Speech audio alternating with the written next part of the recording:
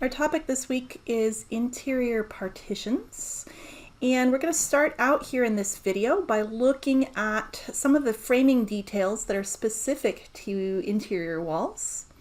And then we'll continue looking at some interior wall finishes and then a discussion of acoustics. Let's get started by taking a look at our platform framed house. All right. If you remember back a couple of weeks, we took a look at the platform framing system, and this is a kind of a slice or a section through the house. What we're interested in today are the interior walls. All right, so it's not along the outside of the house, but we're on the inside. There are two types of interior walls or interior partitions, a bearing wall or a non-bearing wall. A bearing wall is going to carry weight or load from above and transmit it to below. You'll notice that a bearing wall usually has a double top plate. That's to help distribute that weight across the multiple studs below. And it will also be supported from below, and that could be a beam or a lower bearing wall directly below it, or it could be a foundation. Openings in a bearing wall are going to require a header. And if you want to remove or remodel a bearing wall, you're going to need some structural work. Right? It can be done. It just needs some work. A non-bearing wall, on the other hand, doesn't carry load. All it does is partition the space. Right? You might see a single top plate across a non-bearing wall, just because you don't need the double top plates, so why not? And often you don't need a header across an opening in a non-bearing wall unless you're going to hang something from that opening, like hanging a sliding door or something. All right. And those non-bearing walls are much easier to remove and or remodel. It's hard to tell the difference between a bearing wall and a non-bearing wall once it's all finished with the sheetrock, the drywall, etc. All right, you can't see it, so you can't tell.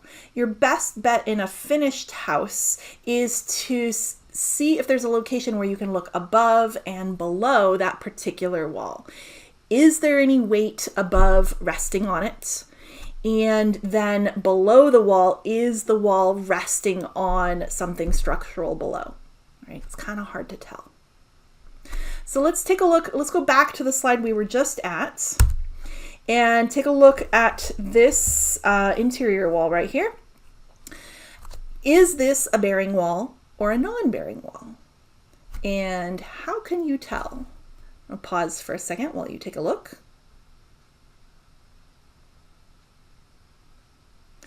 All right, well, if you decided this was a bearing wall, you're correct. There's a little bit of a clue right here. We've got a double top plate, but the biggest clue is that it's got a foundation immediately below it. All right, so that bearing wall is carrying weight and resting on that foundation. Also, little clue right here, it says bearing wall, just so you know. Let's take a look at another example. Here is a wall under construction, and let's pause for a second and let you decide, is this a bearing wall or a non-bearing wall, and how can you tell?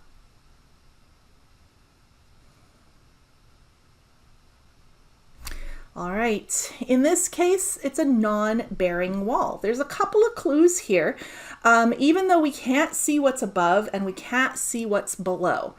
The first clue is this top plate. It's a single top plate, right? Not a double top plate.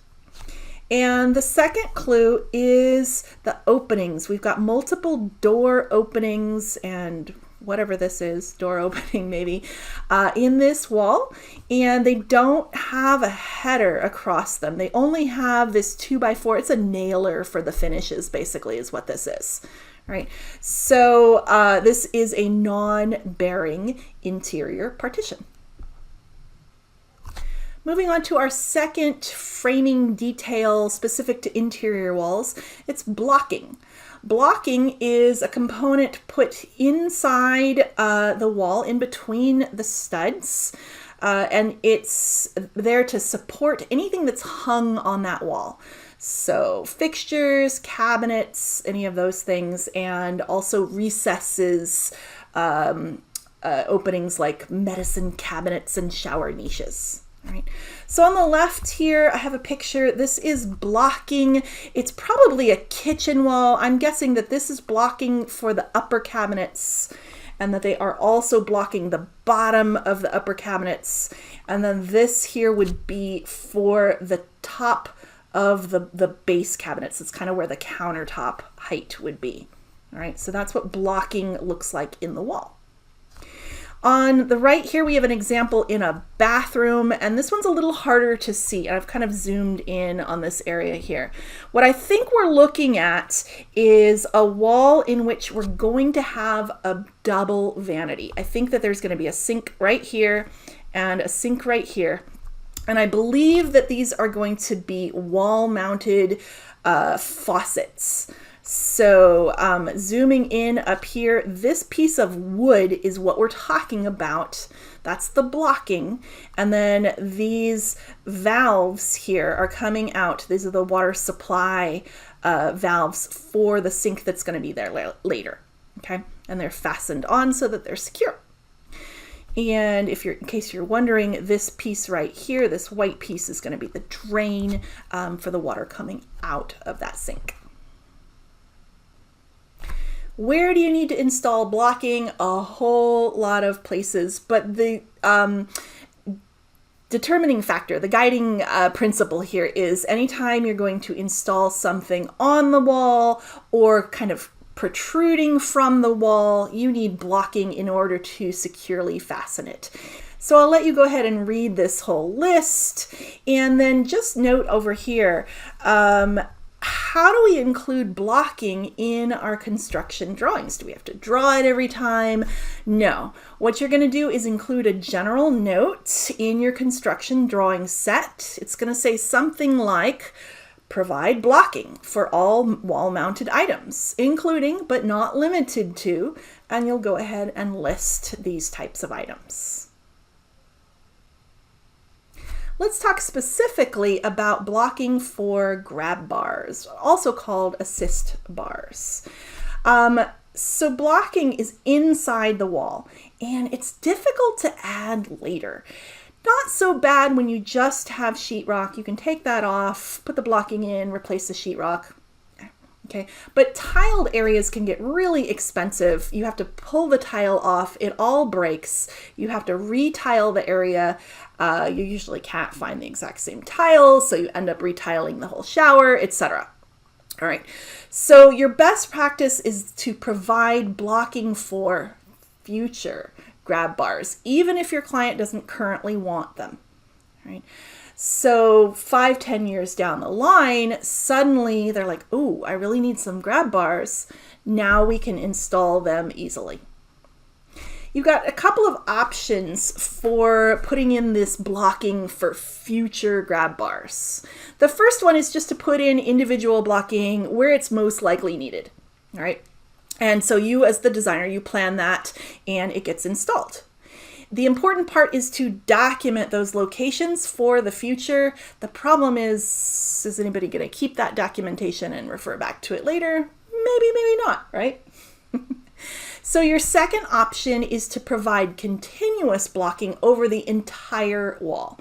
And what you do there is simply add a layer of 1/2-inch plywood to your whole wall construction under your tile backer board, which we're going to talk about in the next video. All right. This continuous blocking is easier and more flexible for future installation, but it does add that wall thickness. Right?